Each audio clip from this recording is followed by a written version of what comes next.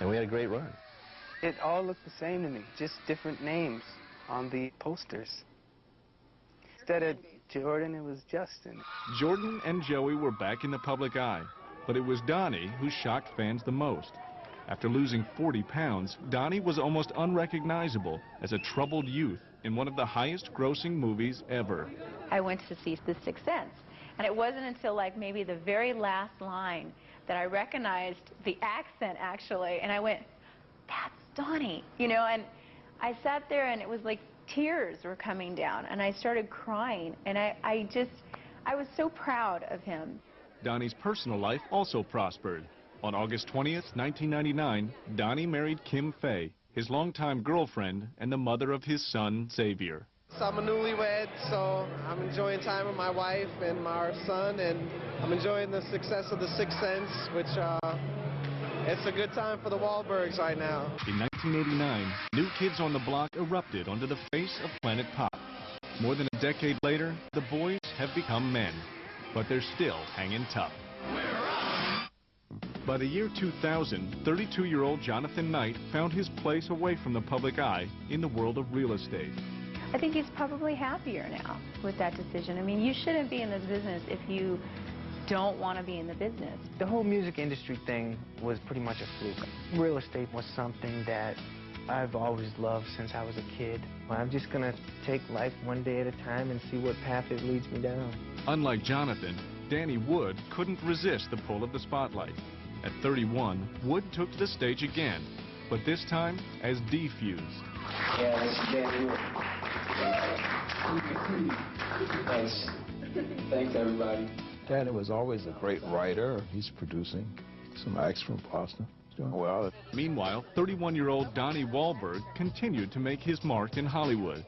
In the fall of 2000, producers Steven Spielberg and Tom Hanks chose Wahlberg to join the ranks of their World War II miniseries, Band of Brothers.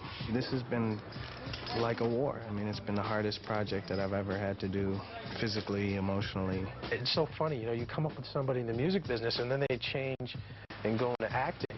Now he's being directed by Tom Hanks and all these other award-winning directors. It was just so different to see. I was proud of him.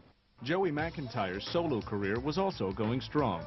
The 28-year-old released his sophomore album, Meet Joe Mac, in May 2001. I could be so bold. It's kind of like a modern-day Elton John vibe. I've definitely grown as an artist, and I'm excited to be still doing it and still being on stage. Jordan Knight wasn't far behind. His second solo effort, Around the World, will hit record stores in September. At age 30, Knight continues to take risks in his music. Just crazy. Eclectic. Eclectic pop. That's what we like to call it.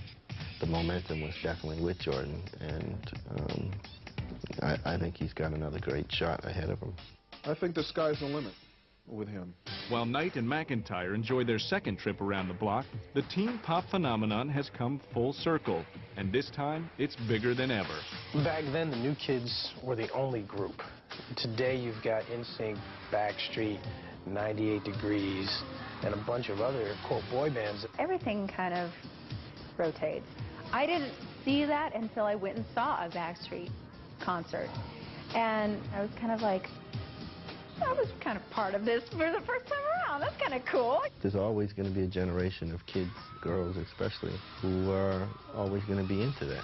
From the Osmond Brothers to the Kids on the Block to NSYNC, Backstreet Boys.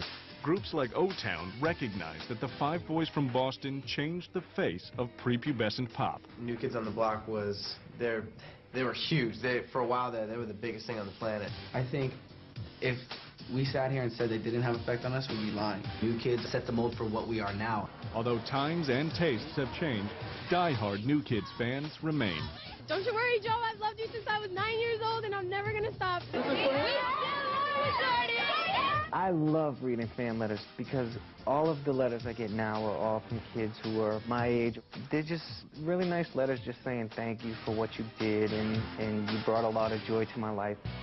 In an industry where fame can be as fleeting as a schoolgirl's crush, the legend of New Kids on the Block lives on.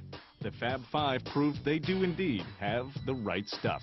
I'm very proud to see them rise to the next level and to further their careers and to be happy and stable you know, individuals. They survived it. They're all still around, which not everyone can say. The best thing was being able to see the world and having a great time doing it. I'm just glad that we all stuck together and we're still friends, because we really did stick together. We were a family first, and that's what was most important through that big, crazy ride.